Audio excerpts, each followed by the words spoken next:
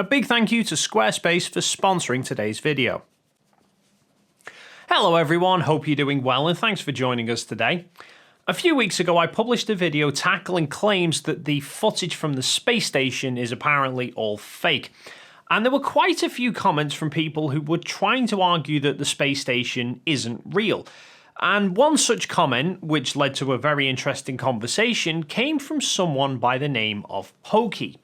So they made it clear that they didn't think the ISS exists. And I asked them, if the ISS is fake, then what is the ISS-shaped object that so many people have captured so many times before? Even flat earthers, like Jaren, for example, a few years ago, wanted to try and prove the ISS was fake by trying to film it. My alarm went off on my phone and I knew I had 10 seconds. I counted down in my head, 3, 2, 1. I remember waiting, like, what? And then sure enough, there it was. And then he captured it and subsequently deleted the video afterwards. Pokie's response to this was that apparently they're all fake. Nobody's ever actually captured the ISS, they've just faked it. And he challenged me, as a photographer, to capture the space station myself to prove it was real. Now, my obvious thought at first was, why bother? If he's dismissed so many other captures that have previously been done, some by just astrophotographers who have zero interest in debating the shape of the Earth or the existence of the space station, they've just captured it because they wanted to capture it. So if he's dismissing all of those attempts, surely he's just going to dismiss any attempt that I make.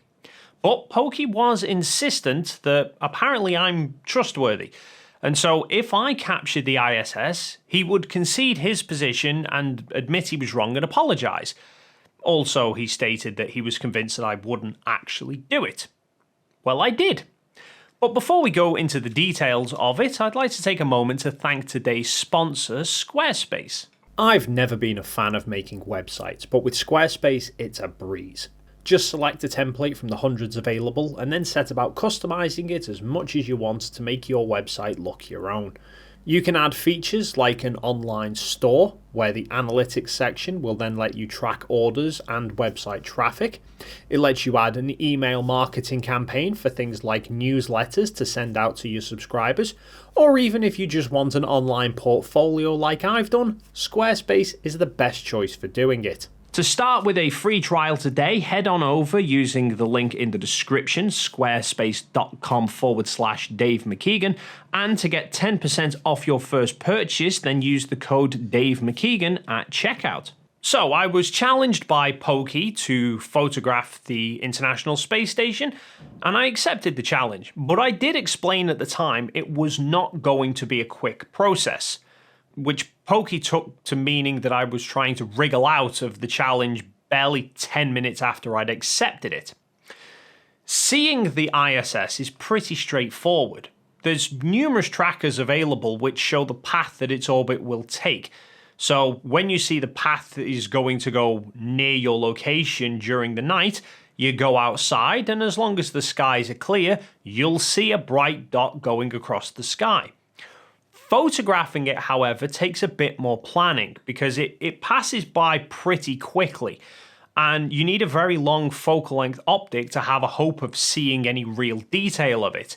So you would then struggle to see the ISS appear in the sky, swing your scope around to locate it, focus it, and then capture it before it's out of sight. Then your alternative is to aim the camera in advance to where the ISS is going to be passing through. But trying to find such a narrow band in a completely empty sky is a bit of a challenge. Fortunately though, there is the sun and the moon that make great references. There's actually a website called Transit Finder which you input your coordinates and the distance that you're prepared to travel, and it will show you upcoming transits of the ISS, Hubble and Tiangong space station across both the sun and the moon. Now, for obvious reasons, I'm not showing the transits for my location here. These are the transits visible from the Kennedy Space Center. Seemed like an appropriate location. And this will show you within a fraction of a second when you'll see a transit occur, how long the transit will take, where the path of it is relative to the sun or the moon, and even the map to show you the full area that the transit is visible from, so you can relocate to get a better view if you wish. You'll note that transits visible from a specific location don't happen that often, and sometimes they're at very awkward times. And I don't personally possess the solar filters that are necessary to photograph the sun with my telescope, so that really limited me to capturing the ISS against the moon.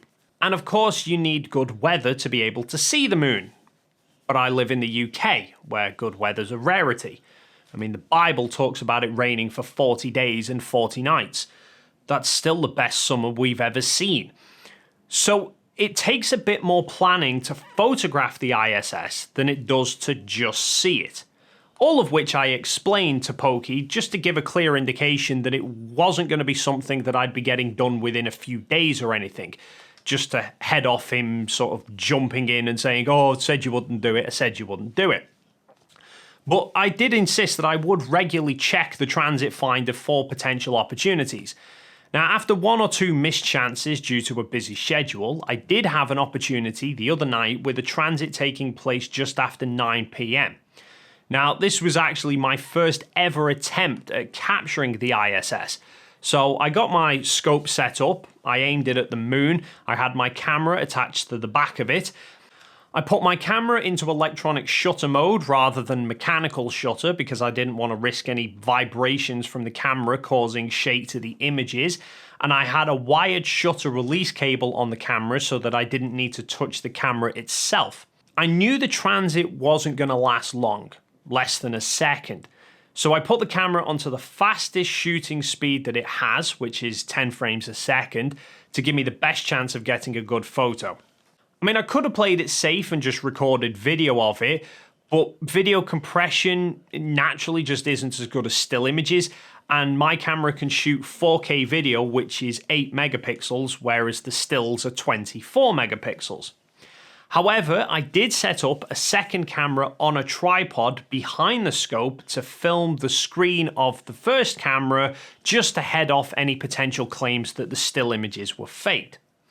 Now, with the transit being so quick, you don't really have much time to react to seeing the thing passing by to then start shooting.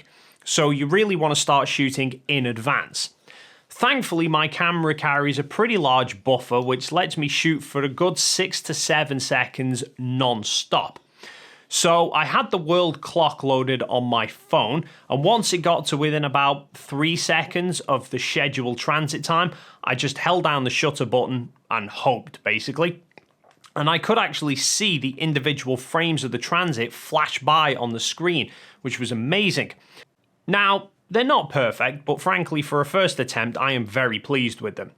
I think if I were to repeat this, I would probably actually swap the cameras over, because the second camera that I was using to film the screen of my first camera has the same resolution but has a smaller sensor, so it should in theory give me a more detailed view of the space station. Now, there is a bit of noise in the images which will interfere with the details of the space station. This was due to the fact that I wanted to make sure that the shutter speed was fast enough to be able to freeze the space station solid without having any blur. So I went with a shutter of 1/1600th of a second, but I was sort of guessing on what exposure level I needed to capture the space station correctly. So I went with ISO 3200. In reality, having seen the results now, I probably could have got away with a slightly lower ISO, which would have meant a little less noise. However, I was able to take a few of the photos and merge them in Photoshop by aligning the space station of each frame and then using the median filter. Now, this compares each of the pixels between each layer. If the pixel stays the same, then it leaves it as it is. If the pixel changes, it blends them together. Now, this is very useful for reducing the amount of noise in multiple images because the noise is constantly changing. So here is the final merged image, and let's compare it to the ISS. We can clearly see the outboard solar panels. Now, I know the ISS has 8 pairs of panels, and yet we're not seeing the pairs. However, bear in mind that these are designed to pivot towards the sun for maximum effect. And we can see from the phase of the moon that the sun is somewhere off in this general direction. meaning the panels would have been angling away from me, which would then hide the gap between the pairs of them. We then have these large white sections, which appear to be the radiator arrays, and then the main hull running between the two of them.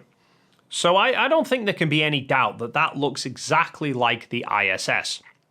And as I mentioned earlier, I'd filmed the process as well, and we can verify that the individual still photographs each match up to the video footage shot of the camera taking the images in the first place. And when we play it frame by frame, we can see that there's the ghosting on the screen being caused by the video shooting at 25 frames a second. There's all the changes to the overlays on the screen, like the shots remaining that's counting down. And we can even start to make out the pixels on the screen. Just to be clear that none of this is faked. There's not even a balloon in sight on the space station either. And frankly, at the speed that that thing travelled across the moon, there would have needed to have been a hurricane taking place up there to get a balloon moving that fast. But then there's the fact that it travelled exactly where it was predicted to and down to the second when it was scheduled to. And this was predicted 2 weeks prior by the tracker, which all sorts of dispels the idea of a balloon anyway. So I accepted Pokie's challenge. I've now fulfilled it. All that remains to see is whether Pokie will accept the results and concede his position or not. But that's going to wrap it up for today. Once again, thanks to Squarespace for sponsoring this video. As always, feel free to leave your thoughts in the comments down below. If you enjoyed this video and you haven't already done so, then please consider hitting the like and subscribe button, and then hopefully we'll see you in the next video.